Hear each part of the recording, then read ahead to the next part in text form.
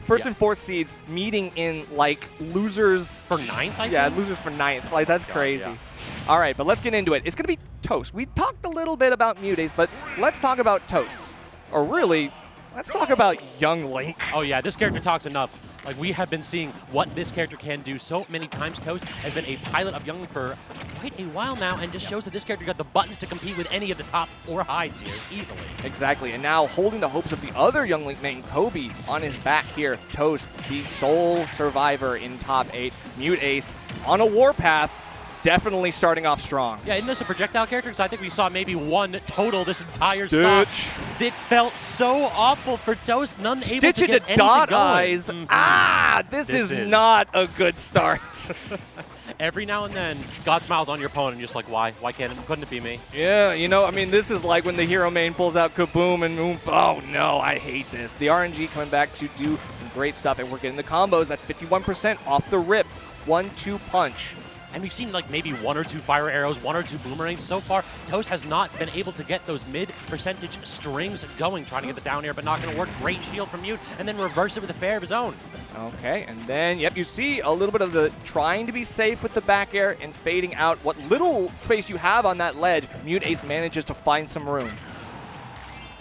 Now trying to go ahead and get one of these fire arrows to connect, but so far MuteAce's aerial mobility with the Peach Float has been the X factor here. Unable to go ahead and get catches, and look at that movement, just go in, fade in and out. MuteAce not trying to hit buttons errantly to find Toast go air to air. But smartly, Toast is recognizing that when MuteAce is looking for these jump callouts, he's got to go low, he's got to do everything in his power to get back. Unfortunately, with Young Link, if you have a great item play like MuteAce does, you're able to easily stuff that out with a down throw turnip or any of the other angles that MuteAce is privy to go for.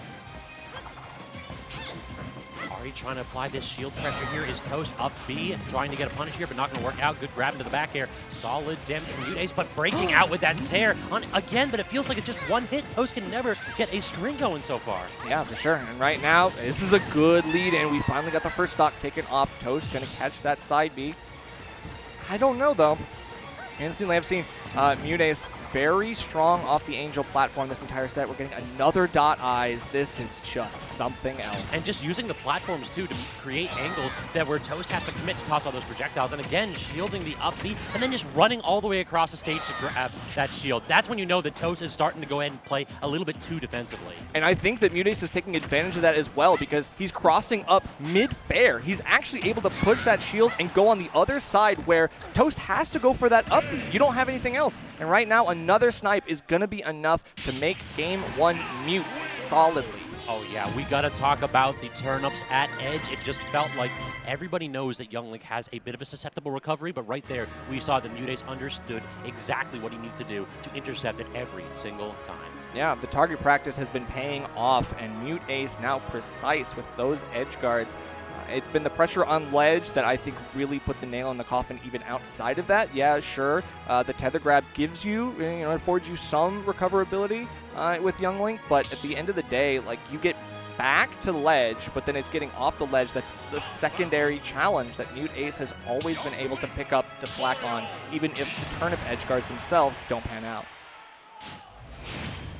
And now, no character change right there for Toast. I heard the Mario come out off the second, but I don't think we're going to see a swap here. The commitment to this character in Young Link seems to be the order of the day. Absolutely. So we've still got good long stage in PS2. This allows Toast to try to play a little bit more of a projectile-based game. He needs to camp out. And MuteAce can go for some of these turnips. But right now, it's the approaches.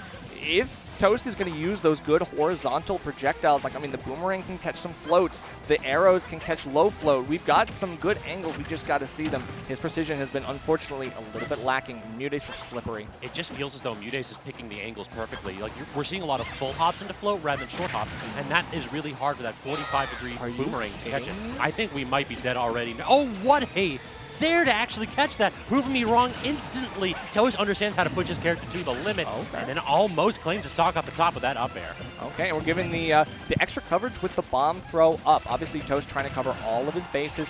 MuteAce still going to get caught by some of the stuff. As long as he continues to play an aerial-based game, those kinds of options will be viable for Toast. And these missed techs, too, getting eaten alive by Toast.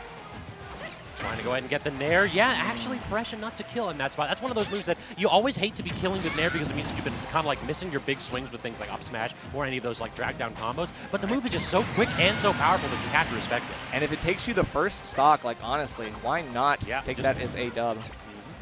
Dead on. So now back to that mid-distance, excuse me, while both players trying to take a second to set up, and now applying that shield pressure yet again, and finally MuteAce able to get a bit of an opening right there with these down airs, but the up B out of shield for a solid punish, as Toast answers back. Yeah, Toast is looking for some, like, confirms his, like, bread and butters, but a little bit low percent, so MuteAce doesn't have enough hit stun where he's really in danger. He is able to get things like a nair to kind of get Toast off of him, and then you can see he's capitalizing. He's getting 2 or 3 more hits strung with that first one, so it's still pretty good. I'm just stunned how well MuteAce has done a phenomenal job playing this grounded game plan whenever he sees Toast even think about hitting the B button. Anytime you're seeing a projectile out, MuteAce has shield prepped and ready. We just have not seen a mid-distance boomerang or arrow confirm into anything other than a weak hit. Definitely not.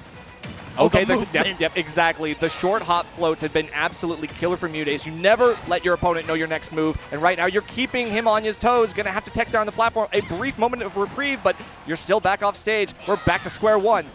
Great actual angle right there on the up B, but unable to recover still is Toast as that forward air claims the standard get up. And now this is the spot where you have to go ahead and shine here. I think we need to see some kind of a conversion here. Can we claim the up B? No connection, nor with the double fair, but Toast still trying to go low and instead gives up stage control. Now Mute unable to answer back with the phenomenal up smash as well. Yeah, and if you're going to, like, punish MuteAce, you got to make him regret hanging out right above you and playing a little bit of leapfrog on your shield. Don't let him think that that's safe, because it's absolutely not. You're still going to have some good out-of-shield options as Toast, so let's see what happens. Back air into the down air again, just trying to tap Toast's shield, but no up B out of shield as a punish. Instead, we're just trying to go ahead and poke and prod with this Zair. I'm digging that as an interesting option that Toast has been, like, weaving into his game plan. Okay, can't get the fair, and a little bit risky. We are going to take some damage here, get sent off stage as well. Yep, Z-drop turnip, always keeping Toast in the blender. And then actually using the Z-drop to force the roll on. Brilliant set play right there from MuteAce. And look at how much pressure Mute has been able to apply. Toast stuck in the corner, and it looks like you might have the bomb, but I don't think that's going to save you. Yeah, too late on the bomb pull, so not going to get the explosion in time to save your skin.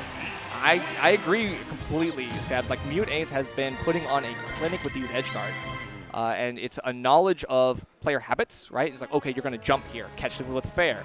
It's a matter of forcing those options as well, like throwing the turnip low so that you expedite the get-up option, then all of a sudden catching the roll. MuteAce seems to be in Toast's head, at least in these edge guard situations, but Toast has been getting some key moments that I think could turn the set on its head if MuteAce is not careful. Yeah, I mean, it just feels as though this is kind of like a game plan problem here, where we're not really seeing MuteAce get disrupted. MuteAce is able to pick distances to float at. He's able to go ahead and choose perfect angles to apply down air pressure or back air pressure on shield. And so far, Toast has been just struggling to respond to those. I think the Zair might have been a pull, though. What is going on with these dot eyes? I swear to God, we have got a modded setup. Someone check him setup. Check him disc. It's just so much damage immediately off the rip. 50, 60 already, and a lot of that coming from that item play. All right, yep, barreling right through the boomerang, making it a non-issue. And you just keep getting all of the pressure situations, the anti-airs. MuteAce is just dominant in these advantage states. Even holding the grab to just wait for that projectile to come back, just phenomenal options here from Mute. And so far untouched, and he gets the snipe in the magnifier. Toast 0 to death to start this game off. MuteAce is just reminding you that he is that top seed. We've got to deal with this pressure, though. We finally get something here. A nice little back air one into another up B. That hero spin can rack on the damage, but we've got to see where it culminates, because right now, again, it's just like MuteAce bursting out of these advantage states and not perturbed whatsoever. And Nerf, my man, I'm reeling back much here every time MuteAce does these little float cancel grabs. I mean, if I'm shaking, you can only imagine what Toast is going through right here, as this is just movement city to just open your opponent up without committing to any options. Trying to get that nair, but instead, down tilt into the upper, not going to claim the stock, though the DI on point, the percent not quite there. Tries to get the empty hop into the up smash, but MuteAce not going to bite. Now Now trying to just get another one of these edge opportunities, but didn't pull the trigger on the back air. So Toast back to center stage.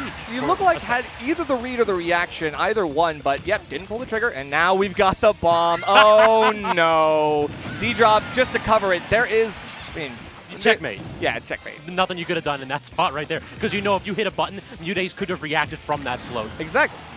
All right, so you're in a lose-lose situation. Press a button and die, or press a button or die.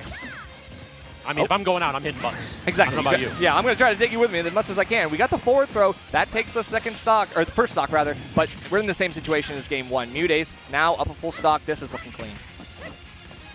A good little combo to start this one off here, but we need to see more here. When you're down a full stock, you can't be just trading in percentage. We need to see you start to dominate Toast. But instead, I don't think we have a double jump here, so that means we're going to have to get that errant up B. Are we going to go down there to get the side B? And said, no, full commitment from MuteAce and unable to get the connection. A rare miss. Yeah, but still, we're not afraid of any of these options. We get the frying pan, trying to get the DI mix-up, send him straight up, hope for the best. Not going to get it, though. And one of these snipes might pan out. We got the jump. Now we got a bomb, but this is going to hurt. Again, set play is the name of the game. MuteAce forced out a reaction immediately and got that standard get up and was able to punish it. Woo! And the game audio at the end? the victory themed jump scare for the whole venue. Let's go. Just half of the crowd all of a sudden is like, wait a minute, what was that? There you go. But good stuff to Mute. Continuing on in losers. That's going to be a good victory over Toast. And Toast, again, another 7th place finisher, but respectable. A huge, huge run for Toast here. Should be very proud. Yeah, I mean, Toast has been playing really well, so it felt like this weekend, it just, right there, it felt like Mute had something to prove. Oh, I don't belong here in losers. The chip on the shoulder from being knocked in by Ling. He really wants that revenge.